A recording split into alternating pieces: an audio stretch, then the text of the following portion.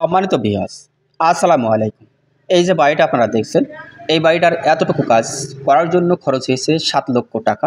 এই বাড়িটা ছাদ সহ কমপ্লিট করতে আমাদের খরচ হবে ১০,৫০,০০০ টাকা। এই বাড়িটা গাঁথা সহ কমপ্লিট করতে আমাদের খরচ হবে ১৩,৫০,০০০ টাকা। তাহলে দর্শক, আমরা আজকের এই ভিডিও থেকে আপনার হিসাব দেবো ছাদ ঢালাই দেওয়া পর্যন্ত। তো ভিডিওটি স্কিপ না করে শেষ পর্যন্ত দেখতে থাকেন, তাহলে এই বাড়িটার ছাদ সহ কমপ্লিট করতে আমাদের ১০,৫০,০০০ টাকার ভিতরে আপনি করতে পারবেন কীভাবে। তো পুরো প্রসেসিংটা আজকের এই ভিডিও থেকে আপনি জানতে পারবেন এবং বুঝতে পারবেন।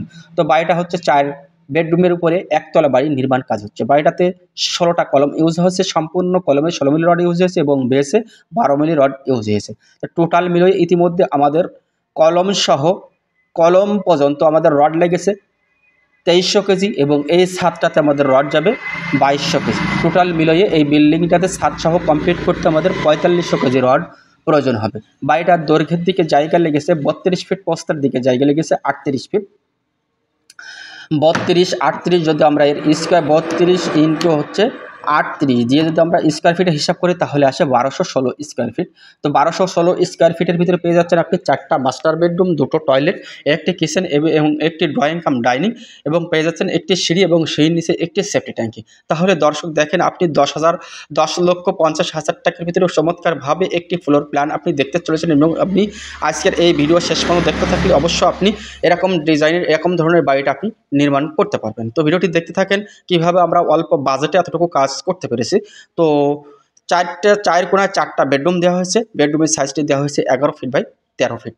4টা বেডরুমে দেওয়া হয়েছে একই সাইজ। বিল্ডিং 2 তলা ফাউন্ডেশন করা হয়েছে। ফাউন্ডেশন আমাদের রড ইউজ করা হয়েছে, বেসে ১২ মিলি রড, কলমে ১৬ মিলি রড এবং গ্যারের বিমের যে বিমের কাজগুলো করা হয়েছে সম্পূর্ণ ১৬ মিলি রড দেওয়া হয়েছে 4 পিস করে।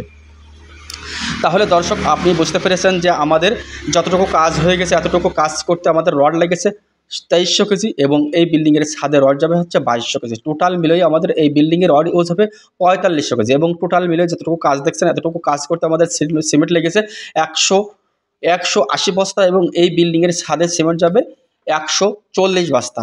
তাহলে টোটাল মিলিয়ে আমাদের এই বিল্ডিং টোটাল মিলিয়ে আমাদের সিমেন্ট গেল ৩২০ বস্তা। এই বিল্ডিংটি A to Z কমপ্লিট করতে আপনার সিমেন্ট যাবে ৫২০ বস্তা।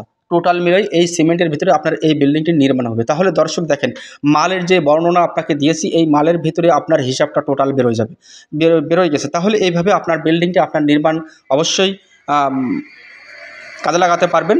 সেটা হচ্ছে, আর একটা জিনিস খেয়াল করবেন সবসময়, আপনার বিল্ডিং নির্মাণ যখন আপনি করবেন সবসময় একটা জিনিস খেয়াল রাখবেন, সুদক্ষ কন্ট্রাক্টর দ্বারা এবং সুদক্ষ মিস্ত্রি দ্বারা আপনার বাড়ি নির্মাণে কাজে লাগাবেন।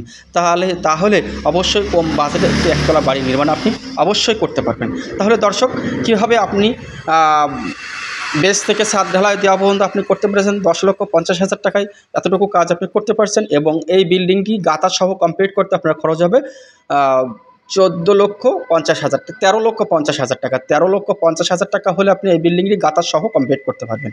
আর আমাদের যে ছাদ ঢালাই করা পর্যন্ত আমাদের খরচ হচ্ছে ১০,৫০,০০০ টাকা। তাহলে আমাদের খরচ ধরা আছে ছাদের ৩,৫০,০০০ টাকা। তার ভিতরে আমাদের শুধু রডই যাচ্ছে ২২০০ কেজি, শুধু রডই লাগছে ২২০০ কেজি। সিমেন্ট যাচ্ছে আমাদের ১৪০ বস্তা, বালি যাচ্ছে ৪০০ ফিট এবং মিস্ত্রি খরচ হচ্ছে ৬০,০০০। টোটাল মিলিয়ে আমাদের ৩,৫০,০০০ টাকা এই ছাদটাতে খরচ হচ্ছে এবং বিমের রড ইউজ হবে ১৬ মিলি রড ৪ পিস করে মেন রড এবং টপ রড 2 পিস করে এবং এই ছাদে ১০ মিলি রড ইউজ হবে ৫ ইঞ্চি বাই ৫ ইঞ্চি এই ছাদটি বাঁধা হবে এবং ৮ মিলি রডের রিং দিয়ে L4 ভাগ করে বিমটি বাঁধা হবে। এই দেখছেন দর্শক যে আমাদের বিমের তলা টাঙানো হয়ে গেছে এবং শাটারিংটি অবশ্য ছাদ ঢালাইয়ের জন্য শাটারিং প্রসেসিং কাজ চলছে। তো অবশ্যই সকলে ভালো থাকবেন, সুস্থ থাকবেন, আমার জন্য সকলে দোয়া করবেন যেন নিত্য নতুন ভিডিও আপনাদের